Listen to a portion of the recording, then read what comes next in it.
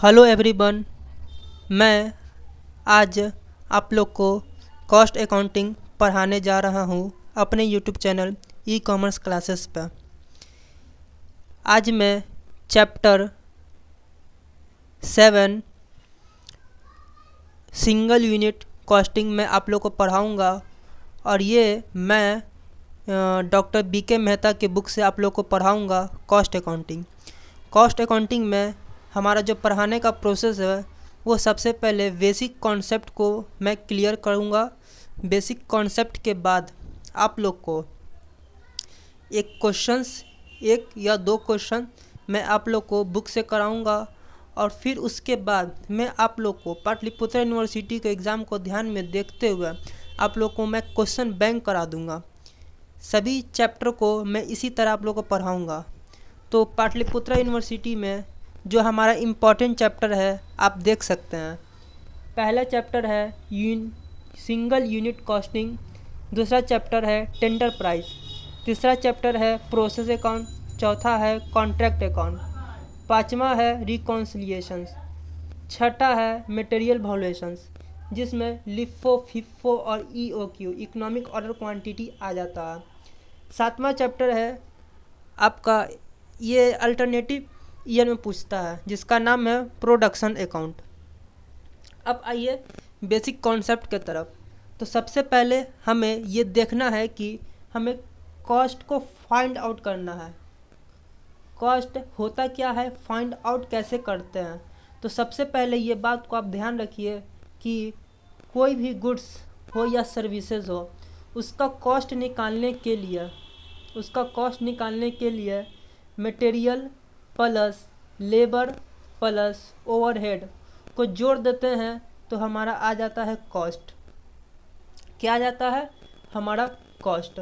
ये मैं जो आपको पढ़ा रहा हूँ वो बीके मेहता की बुक से पढ़ा रहा हूँ। आप लोग कृपया करके बीके मेहता बुक परचेस कर लीजिए। अगर नहीं तो आप हमारे YouTube channel e commerce classes से ही आप कर लेंगे। तो हमारा चैप्टर स्टार्ट होता है। आप लोग को मैं बता दिया हूँ कॉस्ट किसे कहते हैं। कॉस्ट किसी भी चीज़ कोई भी वस्तु का कॉस्ट निकालने के लिए हम लोग तीन चीज़ों को जोड़ते हैं। वो बेसिक सा तीन चीज़ ये है। पहला है मटेरियल, दूसरा है लेबर, तीसरा है ओवरहेड।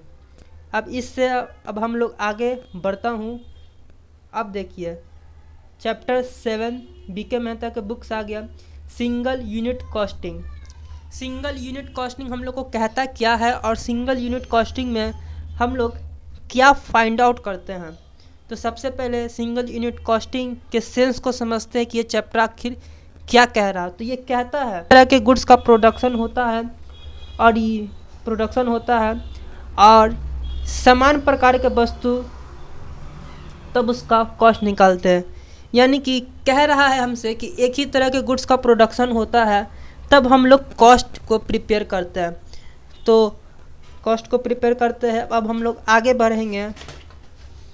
आगे एक आता है बेसिक सा कॉन्सेप्ट जो हमारा कॉस्ट शीट प्रिपेयर करना होता है। कॉस्ट शीट क्या होता है?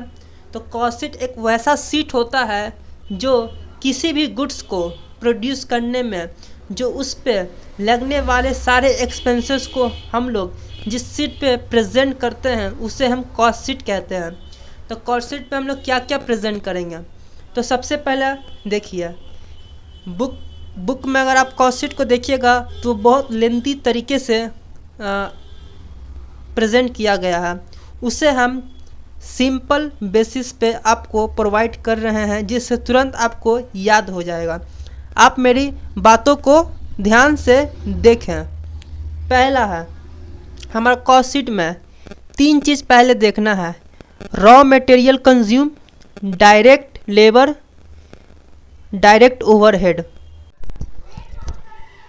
यहाँ पे आप लोग देख सकते हैं कि मैं आपको कॉस्ट शीट बना के प्रेजेंट किया हूँ।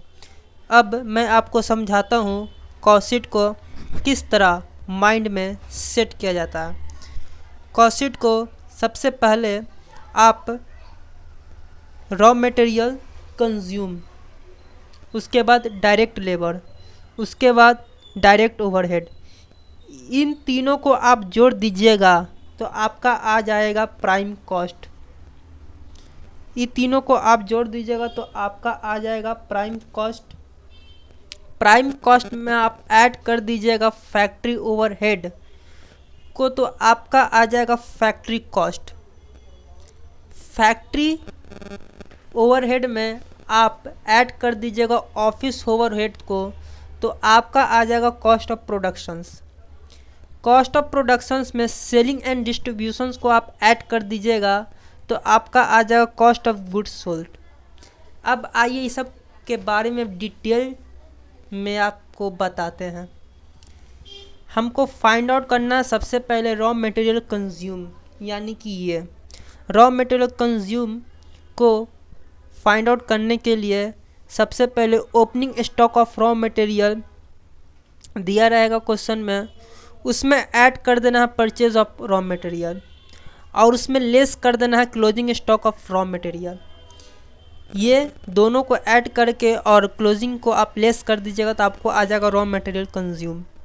फिर उसके बाद आपको ऐड करना है डायरेक्ट लेबर भी बोल सकते हैं और वेजेस भी बोल सकते हैं।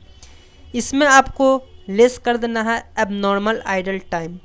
एबनॉर्मल आइडल टाइम उस टाइम को कहते हैं जिस टाइम पर हमारा जो लेबर होता है वर्किंग पीरियड में वर्क ना करके टाइम को वेस्ट करता है। जैसे आप लोग एग्जांपल में देख सकते हैं लंच करना और बैठ के खैनी लगाना इत्यादि।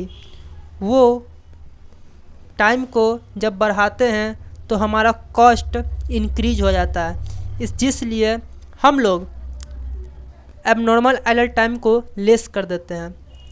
लेस कर देंगे तो हमारा आ जाएगा डायरेक्ट लेबर। इसके बाद हम ऐड कर देंगे डायरेक्ट ओवरहेड। इसका मतलब ये होता है कि हमारा गुड्स प्रोड्यूस करने से रिलेटेड जितने भी एक्सपेंस है वो इसमें आ जाएगा।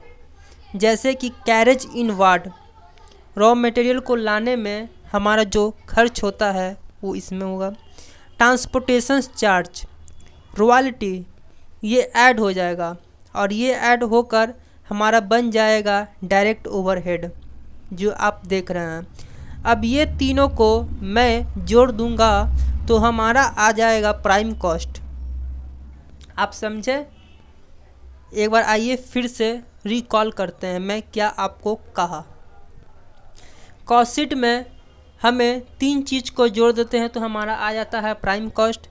प्राइम कॉस्ट में पहला है रॉ मटेरियल कंज्यूम, दूसरा है डायरेक्ट लेबर, तीसरा है डायरेक्ट ओवरहेड। ये तीन चीज़ को मैं जोड़ देता हूँ तो हमारा प्राइम कॉस्ट आ जाता है। अब ये तीनों चीज़ का फाइंड आउट करने के लिए हमारा कुछ प्रोसेस है। जो फर्स्ट रॉ मटेरियल कंज्यूम को फाइंड आउट करने के लिए ओपनिंग स्टॉक में ऐड कर देंगे परचेज और उसमें लेस कर देंगे क्लोजिंग स्टॉक तो हमारा रॉ मटेरियल कंज्यूम आ जाएगा। फिर उसके बाद डायरेक्ट लेबर या वेजेस ऐड कर देंगे और उसमें लेस कर देंगे एबनॉर्मल आइडल टाइम तो हमारा डायरेक्ट लेबर आ जाएगा। उसके बाद डायरेक्ट एक्सपेंस बोल सकते हैं और ओवरहेड भी बोल सकते हैं।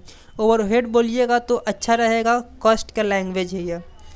और इसमें कैरेज इनवार्ड को ऐड कर देंगे, ट्रांसपोर्टेशन चार्ज को ऐड कर देंगे, रॉयल्टी को ऐड कर देंगे तो हमारा आ जाएगा डायरेक्ट ओवरहेड। अब मैं ये तीनों को जोड़ दूंगा तो हमारा आ जाएगा प्राइम कॉस्ट। अब उसके बाद आइए फैक्ट्री ओवरहेड के बारे में, ये बहुत इंपॉर्टेंट टॉपिक है। फैक्ट्री ओवरहेड में indirect expense, factory rent, depreciation, coal gas water, drawing office salary, opening WIP कहने का मतलब work in process, opening work in process add होगा, लेस होगा क्लोजिंग वर्क इन प्रोसेस और लेस होगा sales of scrap. इसके बारे में डिटेल में मैं आपको बताऊंगा। फैक्ट्री ओवरहेड हमारा कहता है कि फैक्ट्री से रिलेटेड जितने भी एक्सपेंस है वो फैक्ट्री ओवरहेड में जाएंगे। फैक्ट्री का रेंट फैक्ट्री ओवरहेड में जाएंगे, इनडायरेक्ट एक्सपेंस फैक्ट्री में जाएंगे, डिप्रिसिएशन कैसा डिप्रिसिएशन, जो फैक्ट्री में मशीन है वैसा डिप्रिसिएशन फैक्ट्री में जाएंगे। गैस जाएंगे, कोल जाएंगे, वाटर जाएंगे फैक्ट्री में। ड्राइंग ऑफिस सैलरी, ये एक ऐसा सैलरी है जो हमारे फैक्ट्री में जो ऑफिसर्स होते हैं या सुपरवाइज़र कह सकते हैं, उसको जो सैलरी दिया जाता है उसे हम ड्राइंग ऑफिस सैलरी कहते हैं। या आप ऐसे भी समझ सकते हैं, जो हमारा पर डे के हिसाब से जो लेबर वर्क करते हैं उसे जो सैलरी दिया जाता है उसे हम ड्राइंग ऑफिस सैलरी के नाम से जानते हैं। थैंक। और इसमें ऐड कर देंगे WIP। WIP कहता है वर्क इन प्रोसेस, वैसा वर्क जो हमारा स्टार्ट हुआ है। और क्लोजिंग कहता है वैसा वर्क जो ख़त्म हो गया, तो हमारा आ जाता है, इसको लेस कर देंगे। और सेल्स ऑफ स्क्रैप, कोई भी प्रोडक्ट को प्रोड्यूस करने में जो उसका स्क्रैप बचा होता है। स्क्रैप कहने का मतलब जैसे सरसों का तेल बनता है, तो सरसों को तेल को पीसने के दौरान जो उसका चोकर निकलता है उसी को हम लोग सेल्स ऑफ स्क्रैप कहते हैं। वो स्क्रैप को बेचा जाता है, सेल्स किया जाता है, उसमें कुछ ना कुछ अमाउंट